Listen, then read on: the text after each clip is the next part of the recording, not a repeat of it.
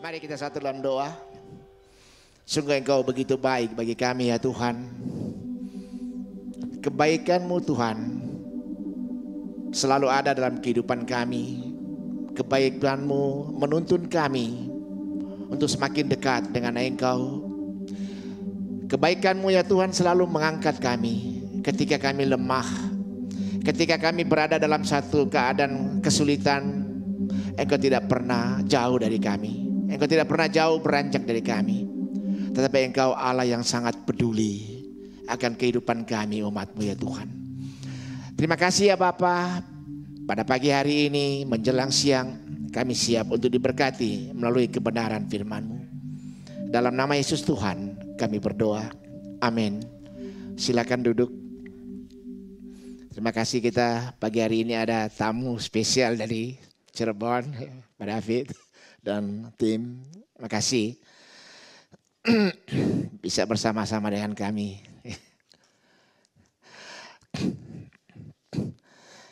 Hari ini saya akan mengambil tema yaitu Allah yang peduli. Ya, Allah yang peduli. Karena apakah benar-benar Allah yang peduli itu melekat dalam hati kita? Apakah kepedulian Allah itu benar-benar kita bisa rasakan atau kita bisa menjadi permanen di dalam jiwa kita? Ataukah kepedulian Allah itu telah menjadi dogma, doktrin, sehingga semata-mata hanya merupakan teori dalam kehidupan kita, orang percaya. Nah, mari sama-sama kita merenungkan, kita melihat bagaimana perjalanan kita dengan Tuhan, bagaimana kita memahami Tuhan, bagaimana kita mendekatkan diri pada Tuhan, dan kita merasakan bahwa pengalaman-pengalaman yang supranatural dengan Tuhan, kita akan sungguh mengatakan bahwa Dia Allah yang menakjubkan. Nah, saudaraku yang kekasih, hari ini tema yang saya angkat ini karena saya melihat ada beberapa pemahaman tentang Allah yang keliru atau kecenderungan yang keliru tentang Allah. Contohnya gini, ketika kita mengalami satu keadaan sulit atau satu penderitaan atau apa saja yang kita katakan bahwa itu tantangannya begitu berat, susah dan lain sebagainya, pokoknya gak enak lah. Nah, selalu pada situasi seperti itu kecenderungan kita mengaitkan kesulitan-kesulitan hidup, mengaitkan persoalan-persoalan hidup, mengaitkan apa yang tidak enak, yang tidak kita suka alami. Secara otomatis, sadar atau tidak sadar, seringkali kita kaitkan bahwa itu adalah dosa.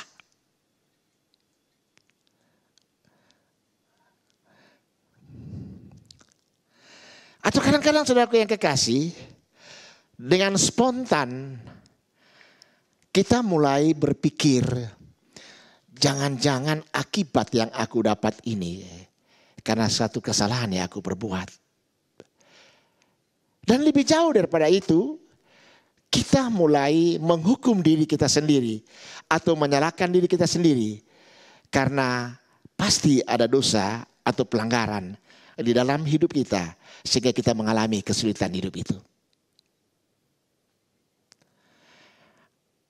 Nah, saya berpendapat bahwa moga-moga kita yang ada di sini tidak mempunyai sesuatu konsep atau paradigma seperti itu yang seakan-akan kesulitan kehidupan itu identik dengan sesuatu dosa. Lebih ngeri lagi saudaraku yang kekasih, lebih mengerikan lagi bahwa dengan kesulitan itu kita tidak berhenti saja sampai di situ, tetapi lebih jauh kita menerawang dan kita berkata bahwa sebentar lagi Tuhan akan datang. Bukan Tuhan datang yang dikatakan bahwa dunia ini akan selesai. Tapi jangan-jangan sebentar lagi Tuhan datang memberikan penghukuman kepada kita atau memberikan penderitaan kepada kita karena kita berpikir bahwa kita telah melakukan sesuatu kesalahan. Nanti sebentar lagi Tuhan akan datang dan akan memberikan satu kesulitan. Atau Tuhan yang paling sering kita dengar bahwa Tuhan akan mengirimkan belalang pelahap. Sehingga apa yang sudah kita miliki dimakan habis sama belalang pelahap. Nah, saudara-saudaraku yang kekasih, sadar atau tidak sadar bahwa pemahaman seperti ini sungguh melekat di dalam pemikiran orang yang sekalipun sudah percaya. Nah, pagi hari ini saya akan membahas bersama-sama bahwa apakah demikian setiap kali ada persoalan, ada kesulitan atau tantangan atau sengsara atau mungkin usaha kita bangkrut atau mungkin bisnis kita macet atau mungkin ada penghalang-penghalang yang membuat kita berhenti sesaat. Apakah semua itu identik dengan dosa dan kesalahan?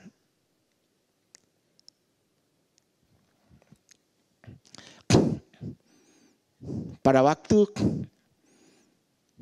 pandemi baru dimulai 1 tahun yang lalu.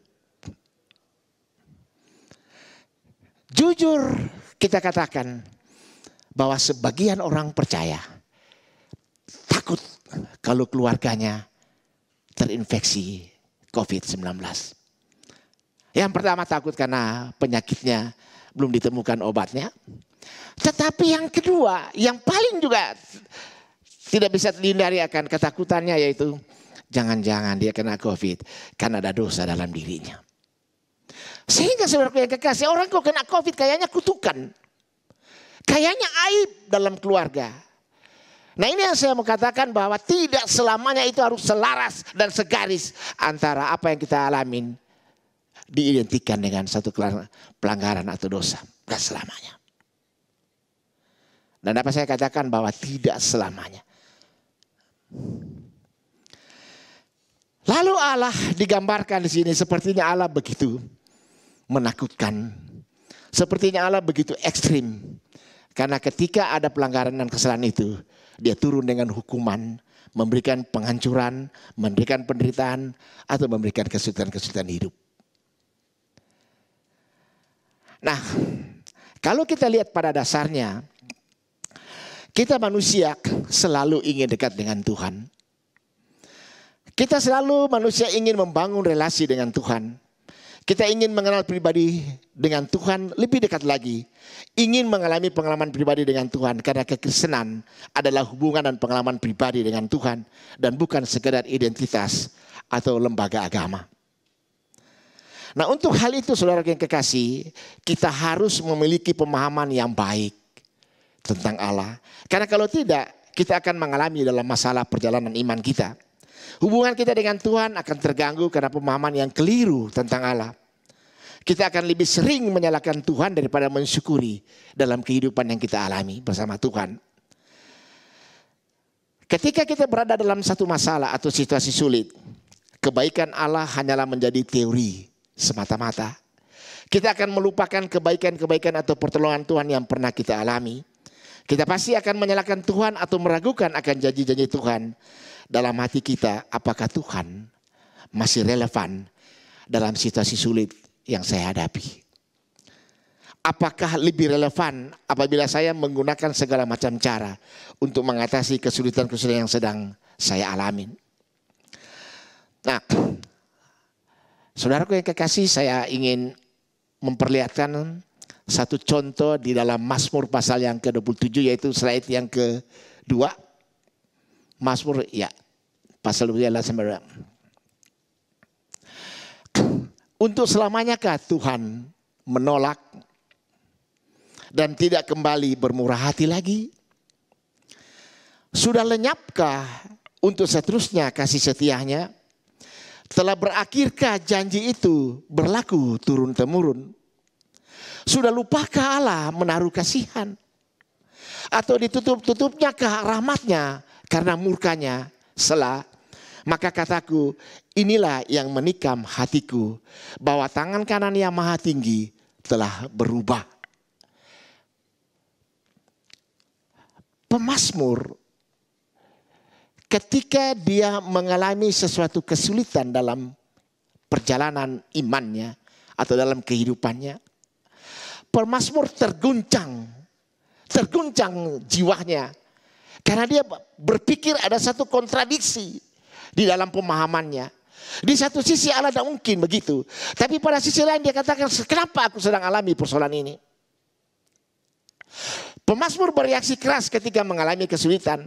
Pemazmur bereaksi negatif ketika dalam kesulitan.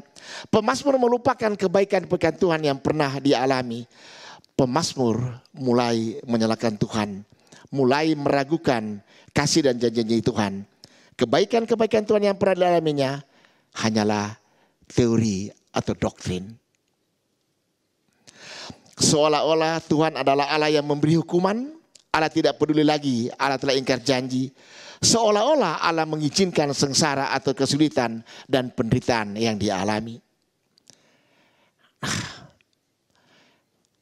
Anda bayangkan, pemazmur aja bisa terjadi sesuatu konflik batin di dalam dirinya ketika dia sedang berada pada satu situasi sulit. Dan dia katakan bahwa Tuhan, sepertinya engkau sudah jauh daripadaku. Kenapa ini harus terjadi? Tetapi kalau kita lihat di dalam Hosea pasal yang ke-11 ayat 1 sampai ke 4. Ayo kita bacakan bersama ya, Hosea 1, 11 ayat 1 sampai 4. Ketika Israel masih muda, kukasihi dia, dan dari Mesir kupanggil anakku itu. Makin kupanggil mereka, makin pergi mereka itu dari hadapanku.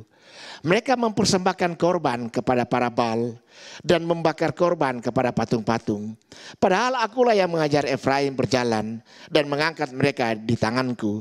Tetapi mereka tidak mau insaf bahwa aku menyembuhkan mereka.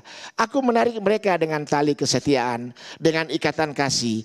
Bagi mereka aku seperti orang yang mengangkat kuk dari tulang rahang mereka.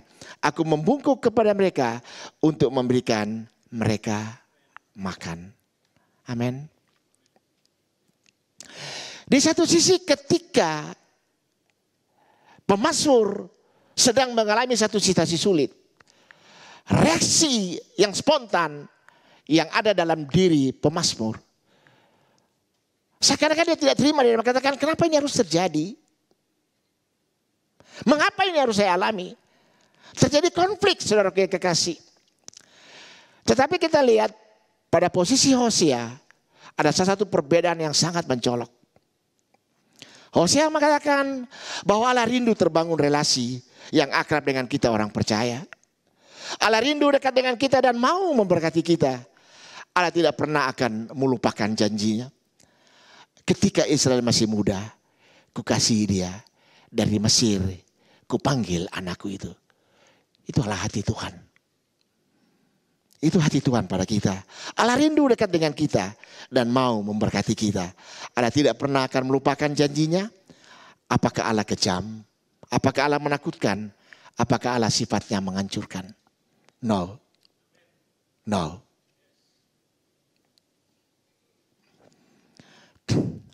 Kita lihat bersama. Ketika Adam, maksud saya ketika Allah menciptakan Adam dan Hawa. Salah satu tujuan Tuhan menciptakan Adam dan Hawa, yaitu agar supaya terjadi satu relasi dengan Tuhan yang begitu indah dan begitu mengasihkan dan begitu tentram. Dan juga Adam dan Hawa bisa menikmati akan kebaikan Allah. Tetapi saudara yang kekasih, apa yang terjadi di dalam Taman Firdaus? Adam dan Hawa melakukan satu pelanggaran. Sehingga hubungan yang begitu intim, hubungan yang begitu indah, hubungan yang begitu tentram, dan sedang Adam dan Hawa menikmati kebaikan-kebaikan Tuhan dan relasi dengan Tuhan yang begitu menyenangkan. Adam dan Hawa melakukan satu pelanggaran. Dan relasi yang indah itu seketika retak. Ketika relasi itu retak antara Adam, manusia yang diciptakan dengan Allah, yang diciptakan oleh Allah, apakah Tuhan membiarkan Adam dan Hawa? No. Apakah Tuhan memusnahkan Adam dan Hawa? No. Apakah Tuhan menghancurkan kehidupan Adam dan Hawa? No. Tetapi Alkitab berkata, Tuhan yang berinisiatif mencari mereka. Adam, Adam, di manakah engkau? Tuhan yang mengambil inisiatif.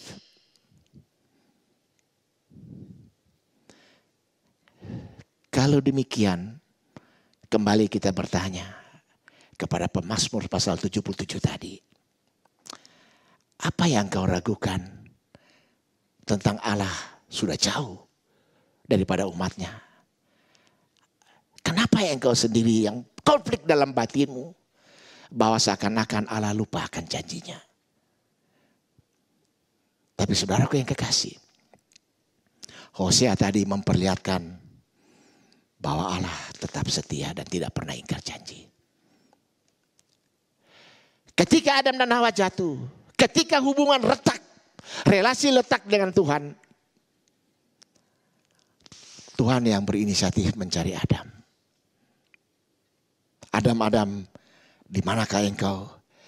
Allah mengikat perjanjian pemulihan hubungan melalui keturunan Adam dan Hawa. Dan dia berkata, dari keturunan ini akan bangkit keselamatan dari Allah. Dengan simbol-simbol kulit binatang yang dipakaikan kepada Adam dan Hawa. Saudaraku, tidak berhenti sampai di situ saja. Kalau kita melihat sejarah bangsa Israel mulai berangkat dari Mesir, sekian ratus tahun bangsa Israel berada di Mesir. Bagaimana mereka menjadi budak di Mesir. Bagaimana mereka diperlakukan sewenang-wenang di Mesir. Kemudian Allah kembali mengambil inisiatif untuk memanggil kembali umatnya. Allah kembali berinisiatif untuk tidak ingkar janji. Untuk menepati janjinya kepada Abraham. Allah menggunakan Musa untuk membawa keluar bangsa Israel. Itu menunjukkan kepada kita semua bahwa Allah tidak pernah ingkar janji pada Abraham. Bahwa melalui keturunan ini akan banyak diberkati dan banyak seperti pasir di lautan. Saudaraku yang kekasih, dengan adanya bangsa Israel keluar dari Mesir menuju tanah yang terjanji. Di situ menunjukkan kepada kita ada dua hal. Hal yang pertama, Allah tidak ingkar janji kepada Abraham. Hal yang kedua, Tuhan mau kembali memperbaiki hubungan yang sudah retak dengan umatnya. Kita lihat kasih Allah. Tapi saudaraku yang kekasih, kembali kita melihat satu tragedi yang menyakitkan hati. Ketika bangsa ini sudah berjalan keluar dari Mesir, sudah berada di padang gurun. Tragedi apa yang terjadi di sana? Begitu banyak tragedi.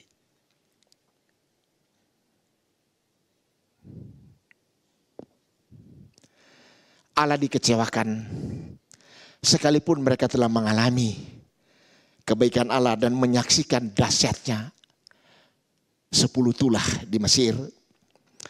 Allah disakiti, Allah disingkirkan dengan pemberontakan dan mendirikan patung lembu emas. Dan kalau kita lihat secara bahasa politik di padang gurun terjadi suatu kudeta yang tidak berdarah.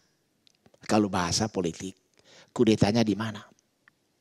Bangsa Israel tidak mau dipimpin oleh Musa yang tegas. Oleh Musa yang punya prinsip. Oleh Musa yang melaksanakan perintah Tuhan untuk bangsanya.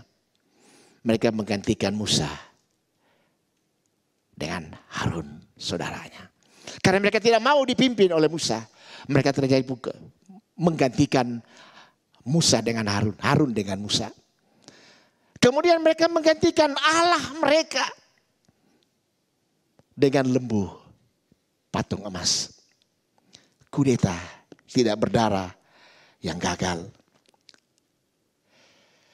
Kalau saya tanya di dalam peristiwa ini, apakah Allah membenci mereka? Apakah Allah mengasuskan mereka? Atau apakah Allah memusnahkan atau menghancurkan bangsa Israel? Kalau kita lihat reaksi yang Allah tampilkan ketika peristiwa itu terjadi, apakah Allah membatalkan janjinya pada Abraham? Sebenarnya Allah bisa saja untuk bisa menghancurkan. Di dalam kekudusannya dia bisa marah, dia bisa murka, dia bisa jengkel akan segala pelanggaran pemberontakan bangsa Israel. Kok ini orang-orang ini gak berubah-berubah, gak mengerti, gak bertobat.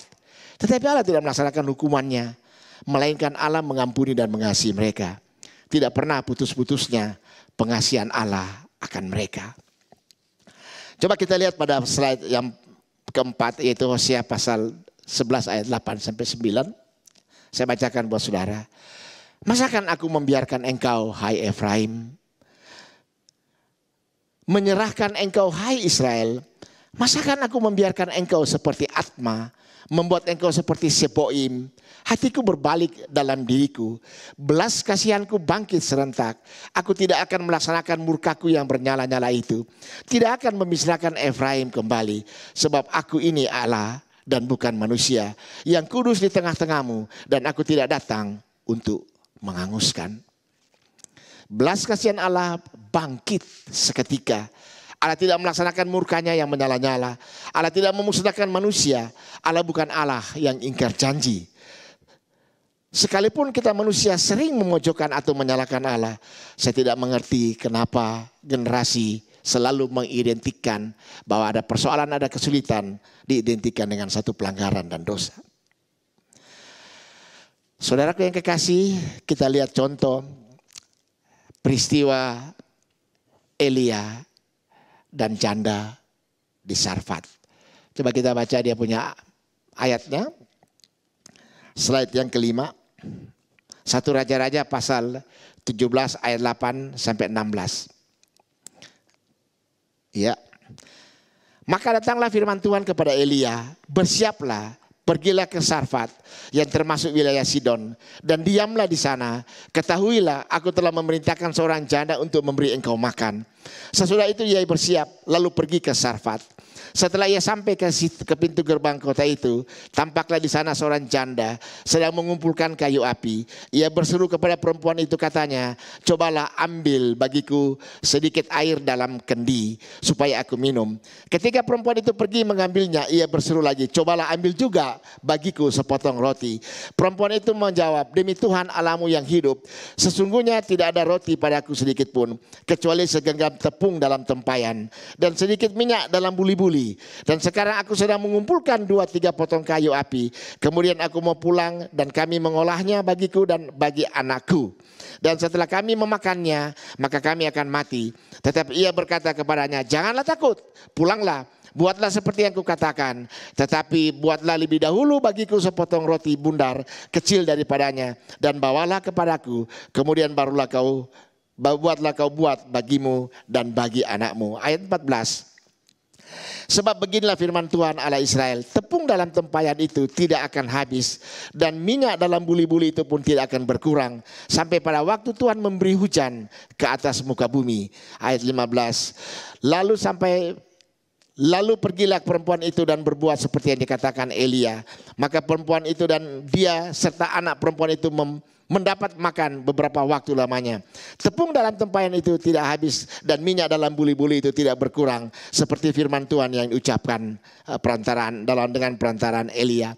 Saya angkat persoalan ini, saudaraku yang kekasih, saya ingin memperlihatkan bahwa tidak selamanya bahwa kesulitan atau penderitaan atau persoalan yang berat bagi kita selalu identik dengan dosa atau pelanggaran. Nah, di sini kita lihat bahwa Elia diperintahkan Tuhan untuk pergi ke Sarfat, ketemu dengan seorang janda di sana. Nah, saudaraku yang kekasih, ketika terjadi dialog, Elia berkata begini kepada si janda ini, tolong berikan aku minum, dan diberikan. Kemudian Elia berkata lebih jauh lagi, tolong berikan aku roti. Lalu jawaban daripada wanita ini bahwa tepungnya tinggal sedikit, minyaknya juga yang ada di buli-buli tinggal sedikit. Itu cukup untukku. Itu cukup untukku dan anakku dalam makan sehari. Setelah itu kita mati. Karena sudah tidak ada makan lagi, tidak ada persiapan lagi, tidak ada persediaan lagi. Lalu Elia katakan, pergilah, buatlah untukku dulu, baru untuk kalian. Sebenarnya kalau kita lihat di sini seakan-akan kelihatannya egois. Kelihatannya Elia itu egois. Tetapi sebenarnya tidak demikian. Elia hanya menggambarkan bahwa jikalau engkau mengutamakan Tuhan, jikalau engkau mendahulukan Tuhan, engkau lakukan hal itu. Sekalipun hidupmu di tengah-tengah kesulitan, engkau tidak perlu takut. Karena Tuhan pasti memelihara kamu. Dan apa yang terjadi? Selama 3 tahun lebih, selama masa kemarau, mereka tidak kehabisan tepung dan tidak kehabisan minyak untuk membangun roti itu.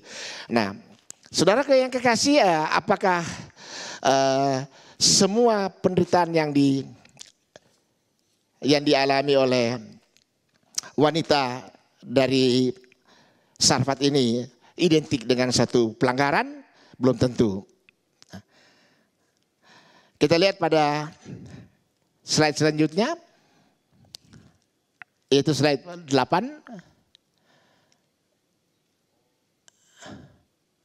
Ya, pemahaman yang keliru tentang Allah. Ayat 17-18. Sesudah itu anak perempuan pemilik rumah itu jatuh sakit, dan sakitnya itu sangat keras sampai tidak ada nafasnya lagi.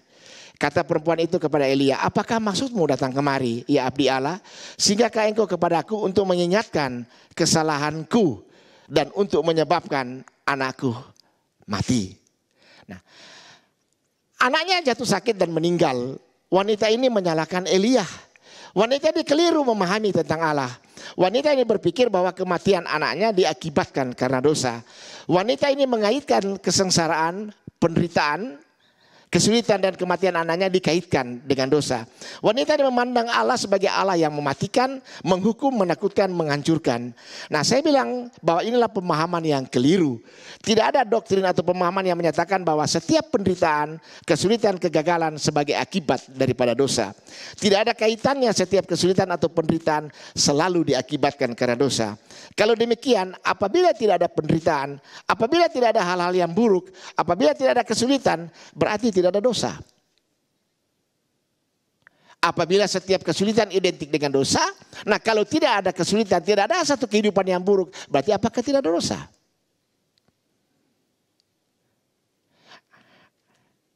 Wanita Sarfat ini sebelum berjumpa dengan Elia, sebenarnya dia juga sedang mengalami kesulitan.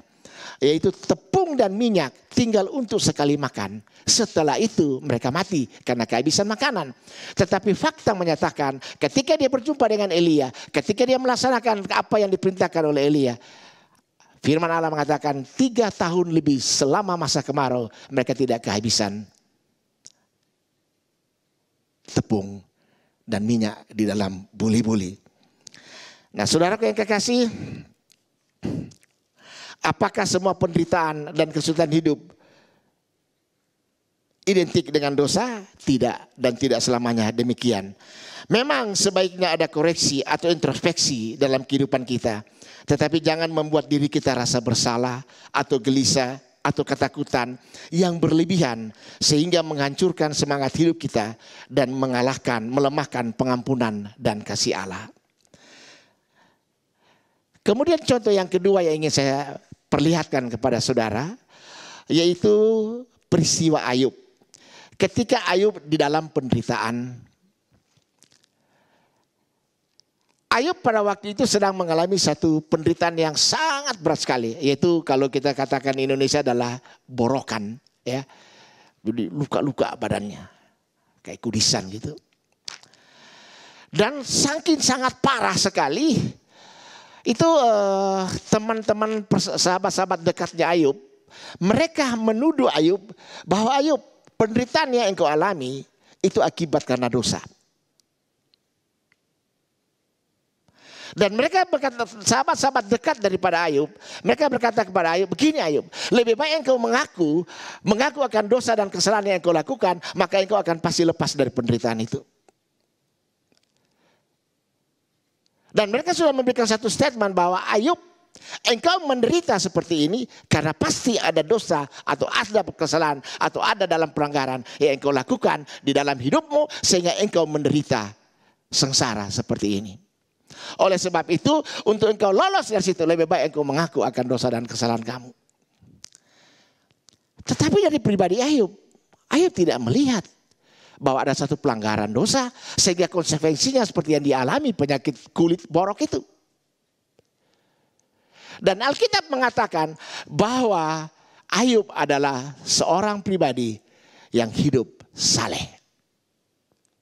Jadi di sini kita melihat bahwa tidak menandakan atau tidak menunjukkan bahwa apa yang dialami oleh Ayub sebagai salah satu konsekuensi daripada dosa. Dan tidak selamanya kesulitan hidup, penderitaan hidup, kesusahan atau apa sekalipun juga selalu identik dengan dosa. Tidak selamanya.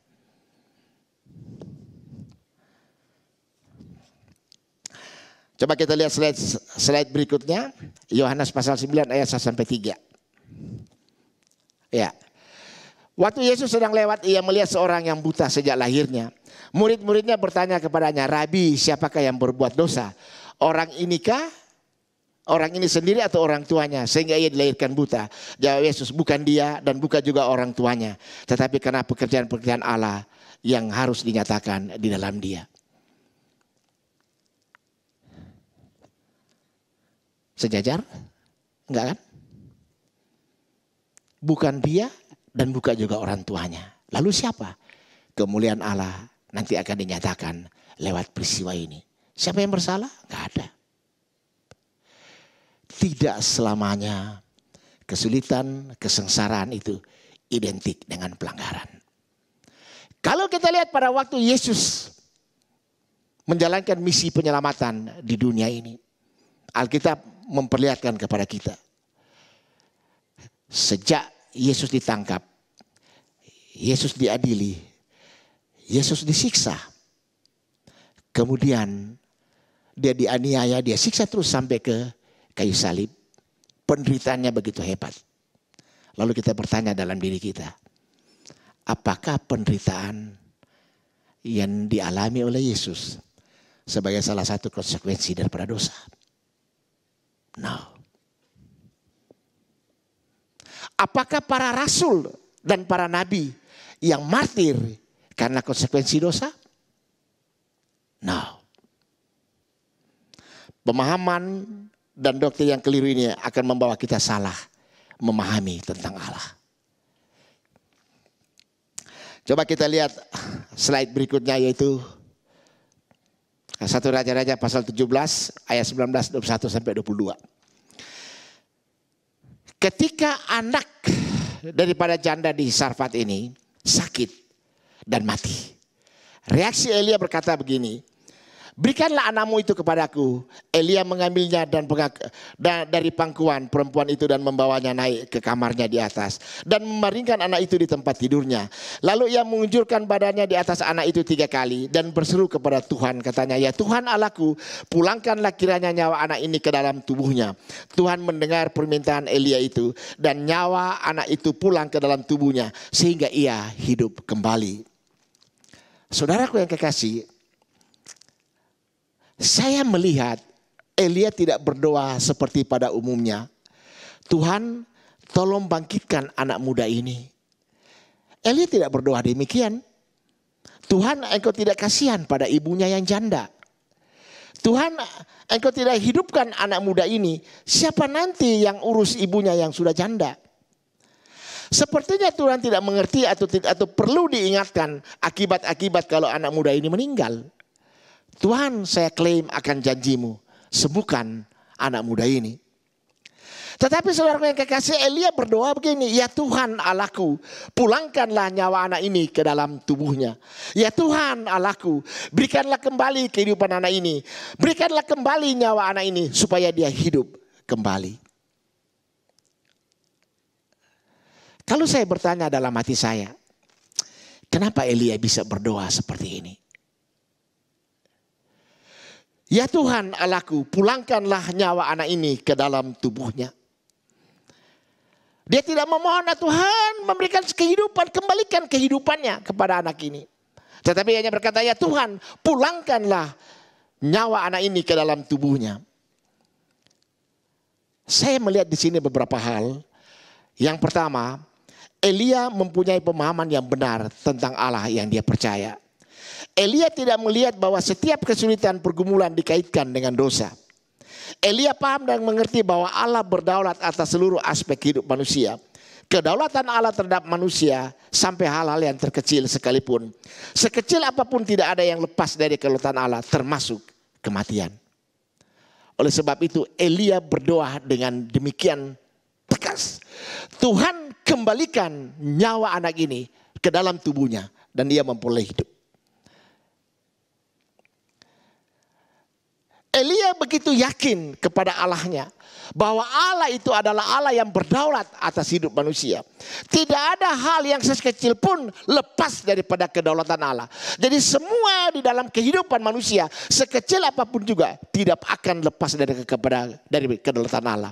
Nah, kalau kita memahami, kita mengerti bahwa kedaulatan Allah begitu absolut dalam kehidupan kita, maka kita akan sanggup berdoa seperti Elia, kembalikan nyawa anak muda ini. Persoalan yang ada di kita adalah kita tidak mau mengakui secara absolut bahwa Allah sungguh berdaulat atas hidup kita. Tetapi kalau kita sungguh percaya bahwa Allah berdaulat atas hidup kita sampai hal yang sekecil apapun juga, maka kita akan sanggup berdoa, ya Tuhan, kembalikan apa yang sudah hilang daripadaku. Apakah berkat-berkat itu? Apakah kenyamanan hidup? Bukan dalam arti negatif.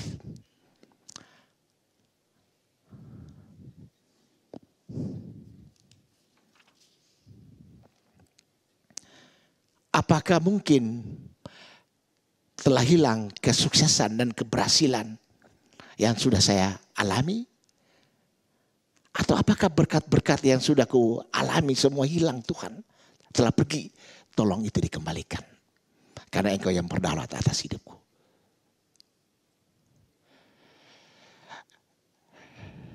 Elia mampu berdoa seperti itu. Karena dia paham benar siapa Allahnya. Dan dia tahu betul bahwa Allah berdaulat atas hidupnya. Dan dia tahu hal yang sekecil-kecil apapun juga, sampai termasuk urusan kematian dan kesulitan hidup atau apapun yang sedang kita alami, Allah berdaulat dalam hidup kita. Allah berdaulat dalam hidup kita.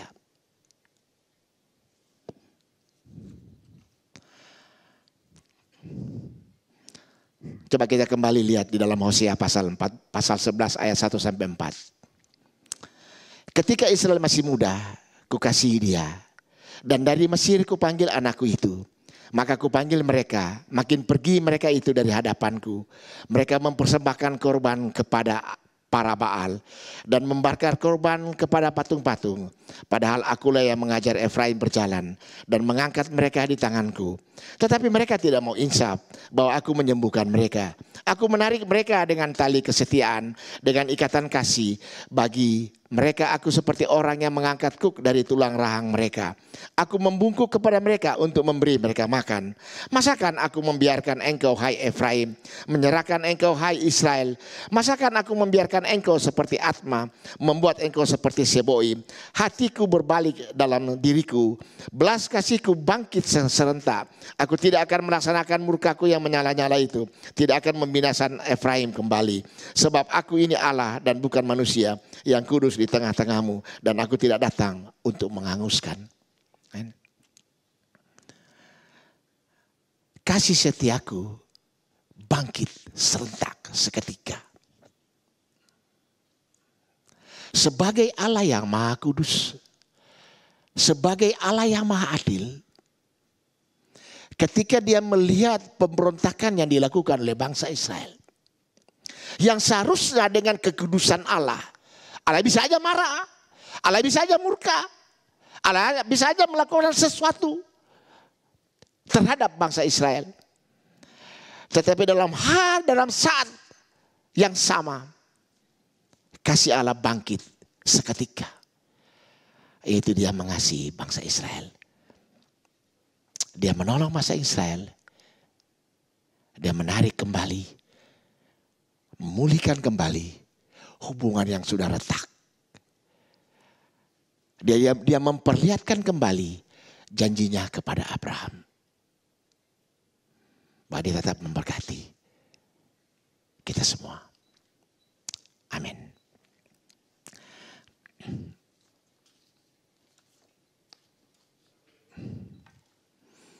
Mari kita berdiam diri saat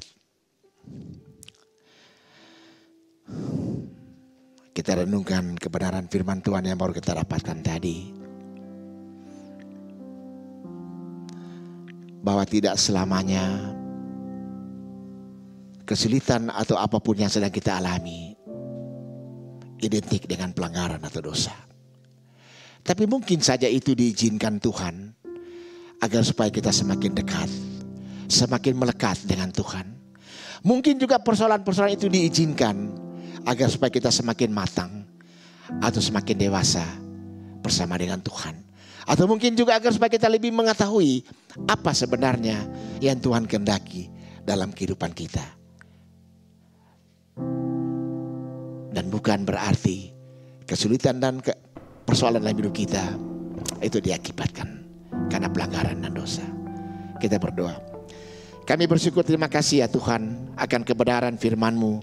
Kami bersyukur, terima kasih ya Tuhan, Engkau begitu baik kepada kami. Engkau tidak pernah melupakan janji-janji-Mu ya Tuhan. Oleh sebab itu ya Bapa, kami serahkan hidup kami ke dalam tangan-Mu. Hidup kami serahkan juga keluarga kami, anak-anak kami, rumah tangga kami. Kami serahkan juga pelayanan kami, usaha dan pekerjaan kami ke dalam tangan-Mu. Karena Engkau Tuhan yang berdaulat atas hidup kami. Yang Tuhan yang tidak pernah meninggalkan kami, dan Tuhan selalu mengasihi kami. Terima kasih Bapa. Dalam nama Yesus Tuhan kami berdoa dan ucap syukur. Haleluya.